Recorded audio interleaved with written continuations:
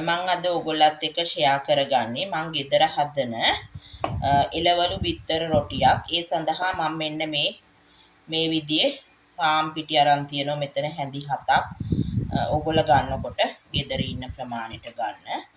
ඒකට මම දාගන්නවා ලුණු තේ හැඳි 2ක්.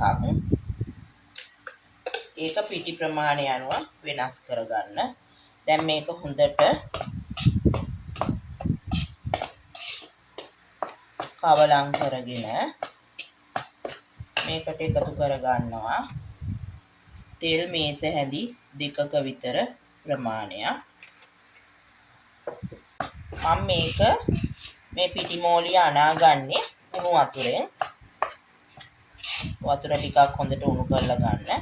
එහෙම නැත්නම් මේක රස වැඩි කරගත හැකි පොල් කිරි ටිකක් හරි ෆ්‍රෙෂ් මිල්ක් ටිකක් හරි යන්තම් උණු කරලා ගත්තහම දැන් මට මේ දෙකම නැතුව මම අද වතුරෙන් තමයි මේක හදාගන්නේ. උණු වතුරෙන්. මේ උණු වතුර පොඩ දාලා අනා ගන්නවා හැන්දෙන්න. දැන් මේකට අවශ්‍ය වතුර ප්‍රමාණය මෙච්චරයි කියලා කියන්න බෑ. මොකද පිටි ප්‍රමාණය අනුව තමයි ඔයගොල්ලෝ ගන්න. ඒක තීරණය වෙන්නේ.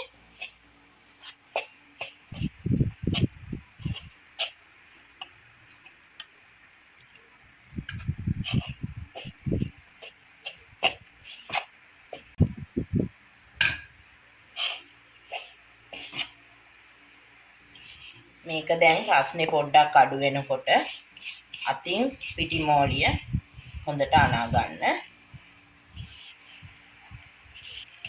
මේ උණු වතුර දැමීමේ එක ටිප් එකක් තමයි මේ පිටි මෝලිය හොඳට සොෆ්ට් එකට එනවා. මේ බලන්න. මේ හොඳට සොෆ්ට් එකට තියෙනවා. ඒක නිසා තමයි උණු වතුරෙන් අනා ගන්න ඕන. මම මේකට තෙල් මේස හැන්දක් විතර දාලා මෙන්න මෙහෙම හොඳට මේ පිටි බෝලවල අත ගාලා මේක ගොඩාක් අර කඩේ වගේ තෙල් වල බස්සලා තියන්නේ නැහැ. හොඳද? මේක මේ පොඩ්ඩක් විතර දාලා මේස හැන්දක් 2ක් දාලා මෙන්න මෙහෙම චුට්ටක් මේ උඩ මෙන්න මෙහෙම ගාලා මේක පොඩ්ඩක් වහලා තියා ගන්නවා මගේ එළවලු මිශ්‍රණය හදා ගන්නකම්. ගොඩක් වෙලා අවශ්‍ය නැහැ මේ එළවලු කරිය හදනකම් පමණයි. මම දැන් මේ එළවලු ටික මම මෙන්න මෙතන කපා ගත්තා. ලුණු හීනියට කපාගෙන කැරට් මෙතන මාළු මිරිස් පොඩි භාගයක් තියෙනවා කපාගෙන මෙතන ලීස් ඒ වගේම මේ කරපිංචා. දැන් මම මෙතන හදන්නේ මේ එළවලු දාන්නේ පෝෂණ ගුණය හොඳට වැඩි කරගන්න ඕන නිසා බිත්තර වලට මම මේකට ඒක නිසා මාජරින් පොඩ්ඩක් එකතු කරගන්නවා. මේ පොඩ්ඩක් මේ එළවලු ටික මම මේකේ පොඩ්ඩක් ටෙම්පර් කරගන්නවා. ලුණු ටික එකතු කරගන්නවා. ලුණු ටිකක් මම පොඩ්ඩක් මේ බටර් එක පොඩ්ඩක් මම මේක ටෙම්පර් කරගන්නවා. ඊළඟට කරපිංච ටිකක් හීනියට කපාගෙන තියෙන්නේ ඒකත් එකතු කරගන්නවා.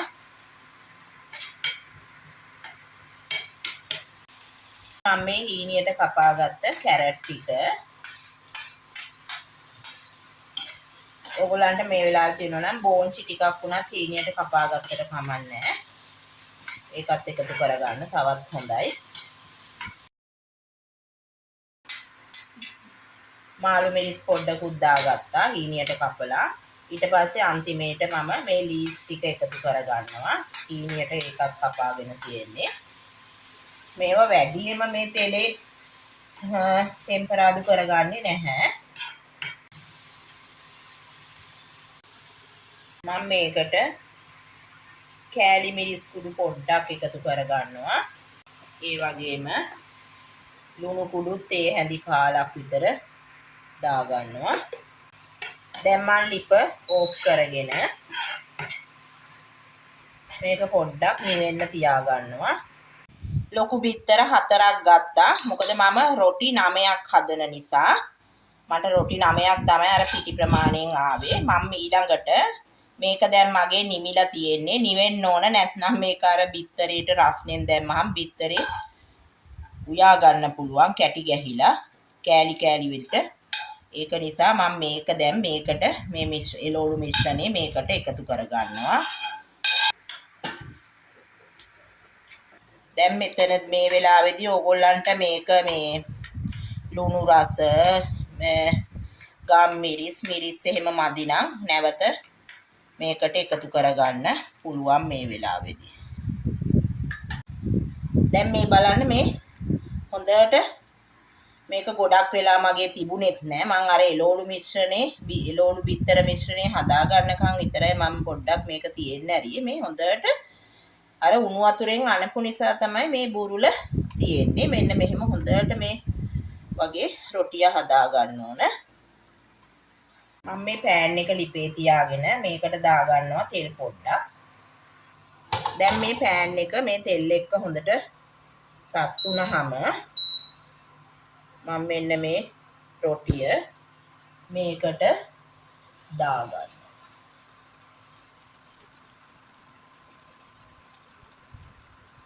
මේ හදාගත්ත මිශ්‍රණයේ ටිකක් මේකට එකතු කරගන්න.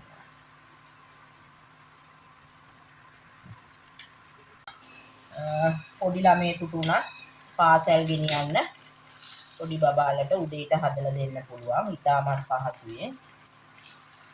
මෙන්න මෙහෙම. දැන් මෙහෙම තුන් හුලස්ව හරි ඔයගොල්ලන්ට කැමති ආකාරයකට මේක නවා ගන්න. දැන් මම මේක මෙන්න මෙහෙම දෙපැත්ත දාලා මේ බලන්න කඩේ එළවලු රොටි වගේ තමයි. මම අර පොඩ්ඩක් විශේෂ වෙන්න බිත්තරේට පෝෂණය වැඩි කරගන්න එළවලු ටිකකුත් මික්ස් කරා.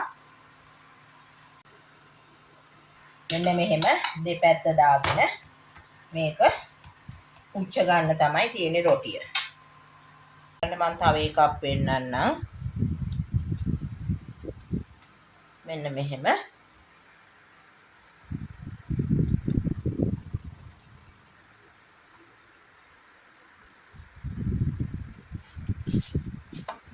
කඩේ එළවලු රොටි හදනකොට ගොඩාක් තෙල්වල මේක මේ රොටිය පිටි ගුලිය බහලා තියලානේ කරන්නේ.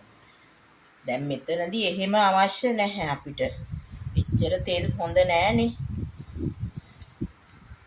ඔන්න ඔය වගේ හදාගන්න.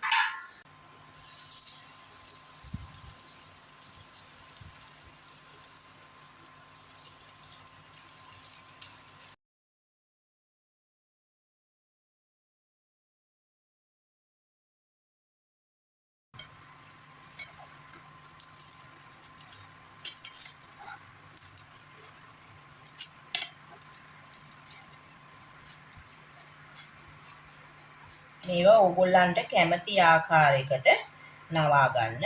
දැන් මම මේ ත්‍රිකෝණ ආකාරයට නැවුවට මගේ මේ වීඩියෝ එකත් එක්ක අද මුලින්ම එකතු වෙන කෙනෙක් නම් මගේ channel එක subscribe කරලම එකතු වෙන්න කියලා මම ආදරෙන් ඉල්ලනවා.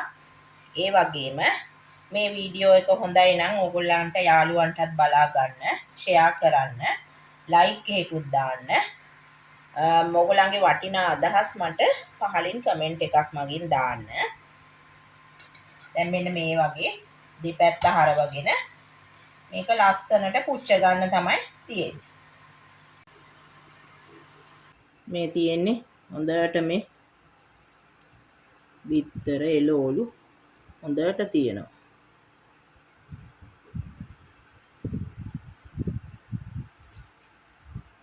මේ තියෙන්නේ මං හදාගත්ත එළවලු බිත්තර රොටි ටික. මං ඒ පිටි ප්‍රමාණයෙන් මේ වගේ රොටි 9ක් හදාගත්තා. බොහොම ස්තුතියි මගේ මේ වීඩියෝ එක රස විඳපු සියලු දෙනාටම.